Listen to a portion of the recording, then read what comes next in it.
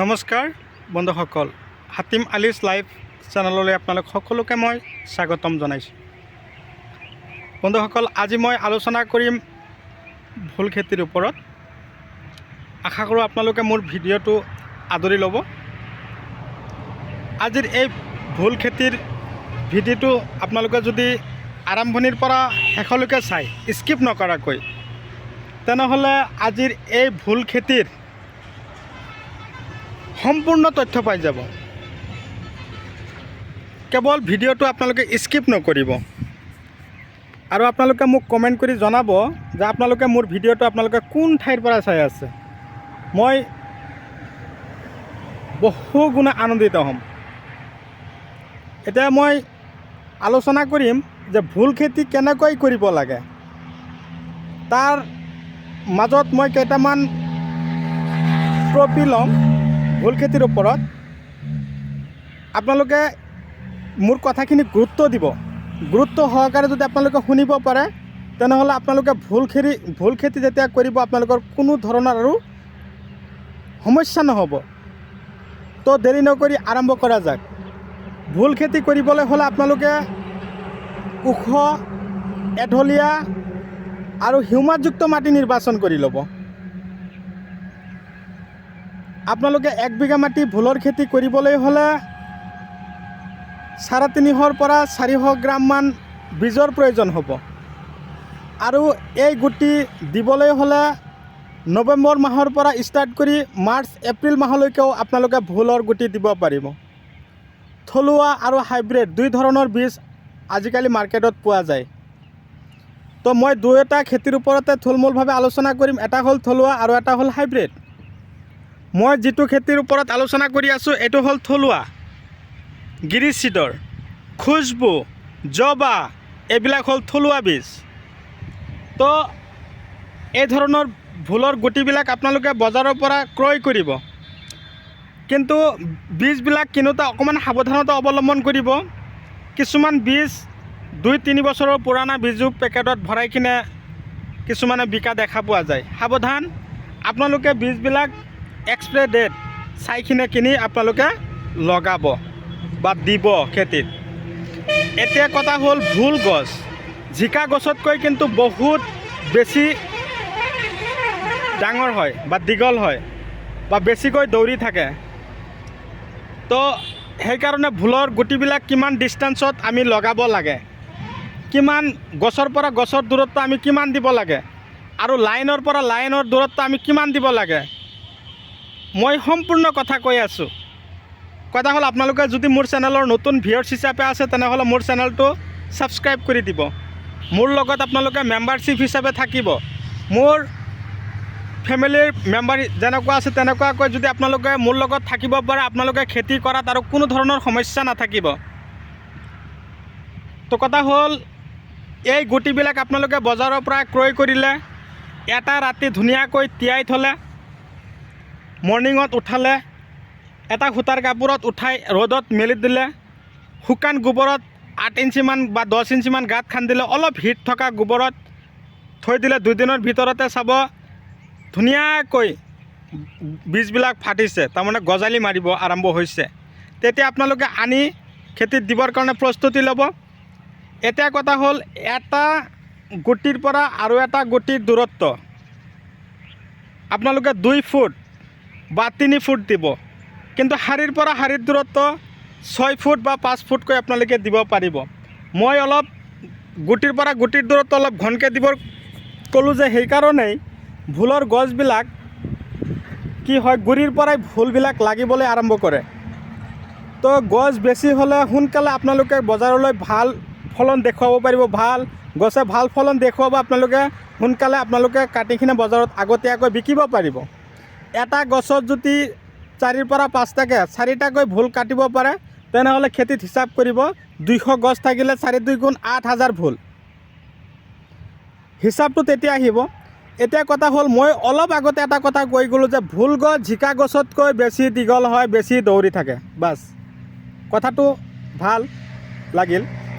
এতিয়া কথা হ'ল আপোনালোকে ভোল গছ 8 ফুট 6 ফুট দূৰত দূৰত দিব। কিছুমানে কিন্তু ভিডিঅ'ৰ মাজত আপোনালোকক কৈ থাকে এই কথাটো আপোনালোকে কেতিয়াও মানি নল'ব যে 8 ফুট 10 ফুট দূৰে দূৰে ভোলৰ গছ লগাই বিকিব কেতিয়া, গছ চাঙৰ ওপৰত দৌৰিব কেতিয়া, এই এটা কথা।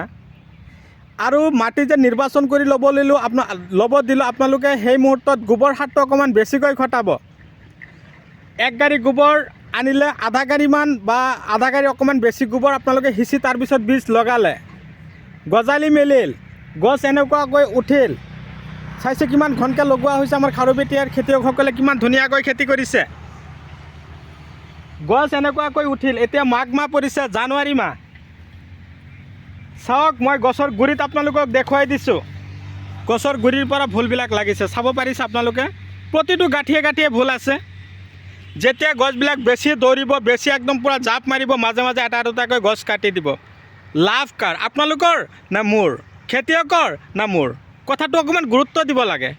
কিছুমানে ভিডিঅ' বনাই আছে, আবোল তাবোল ভিডিঅ' এটা বনাই পঠিয়াই দি আছে যে 8 ফুট 10 ফুট দূৰে দূৰে ভোলৰ গছ লগাব লাগে। চাঙৰ ওপৰত কেতিয়া দৌৰিব, কেতিয়া কাটিব, কেতিয়া বিকিব। আৰু কিছুমানে ভিডিঅ'ৰ মাজত কৈ থাকে যে ভোল গছত ৰোগৰ স্প্ৰে কৰিব। ৰোগৰ ঔষধটো সিমান ভাল ঔষধ নহয়। এইটো কিন্তু আমাৰ স্বাস্থ্যৰ কাৰণে অতিকৈ ক্ষতিকাৰক। আপোনালোকে কি কৰিব, ভোল খেতিত অলপ উন্নত ধৰণৰ ঔষধ দিব লাগিব, যিটো ঔষধে আমাক কোনো ক্ষতি নকৰে। ঔষধৰ বটলত চাব হালধীয়া চিহ্ন আছে নেকি, ৰঙা চিহ্ন আছে নেকি, সেনেকুৱা ধৰণৰ চিহ্ন যদি আপোনালোকে দেখা পায়, সেইটো ঔষধ আপোনালোকৰ খেতিত আপোনালোকে ইউজ নকৰিব।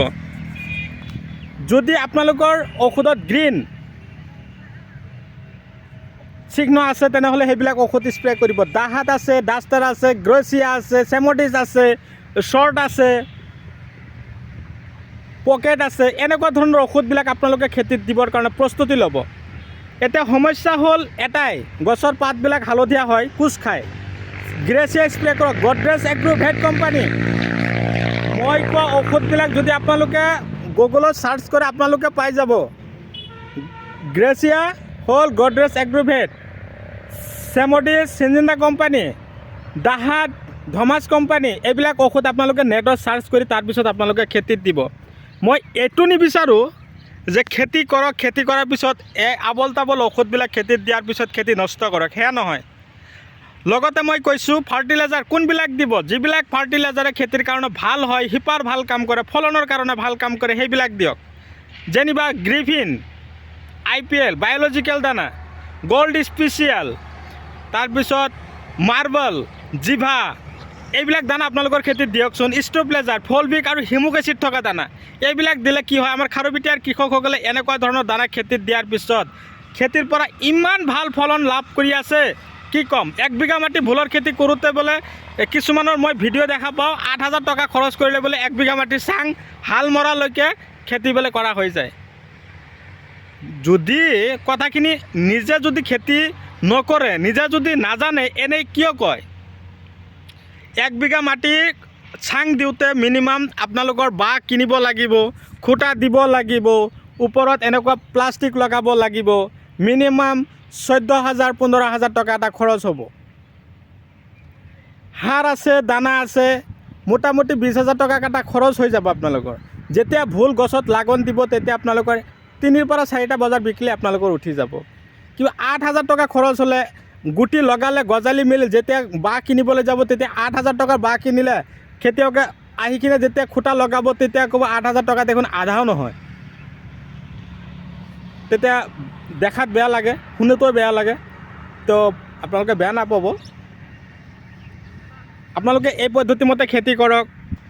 মই তাকে কামনা কৰিছোঁ। জলসিঞ্চন কৰিব মাজে মাজে, খেতিত যাতে ৰসটো থাকে। ভোল খেতিৰ কিন্তু পানী অকণমান বেছি লাগে। ভোল খেতি, জিকা খেতি, ৰঙালাও খেতি, এইবিলাক আপোনালোকে মাজে মাজে পানী দিব। কিন্তু ৰঙালাও খেতিটো যদি আপোনালোকৰ কিবা সমস্যা আছে আপোনালোকে মোক যোগাযোগ কৰিব। 7002163162 এইটো নম্বৰত হোৱাটছআপ যোগাযোগ কৰক, ফোন কৰক। মই আপোনালোকক যিমান পাৰোঁ মই দিহা পৰামৰ্শ দিম। বিশেষকৈ মই আপাৰ উজনি আৰু নামনি অসমৰ যিবিলাক খেতিয়ক, যিবিলাক ফাৰ্মাৰ দাদা বাইদেউসকলে কিন্তু পূৰা দমে লাগন খেতিত লাগি গৈছে। মোৰ ভিডিঅ' চাই কিনে বহুতে মোক কমেণ্ট কৰিছে, দাদা আপুনি যে ধৰণৰ খাৰুপেটীয়াৰ কৃষকসকলৰ লগত আপুনি মিলাপ্ৰীতিভাৱে যেনে আপুনি নিজেও খেতি কৰি যেনেকুৱা ধৰণৰ ভিডিঅ' আপোনালোকে আমাৰ ফালে পঠিয়াইছে আমি সেইবিলাক খেতি চাই বহুত আনন্দিত। আমি এনেকুৱা ধৰণৰ খেতি কৰিবৰ কাৰণে আগ্ৰহী হৈছোঁ। তো মই নিজেও আনন্দিত, আপোনালোকেও এনেকুৱা ধৰণৰ খেতি কৰক, সফল হওক তাৰে কামনা লৈ আজিৰ এই ভিডিঅ'টো এইখিনিতে অন্ত মাৰিছোঁ। পৰৱৰ্তী ভিডিঅ'ত পুনৰাই লগ পোৱাৰ আশাৰে ধন্যবাদ।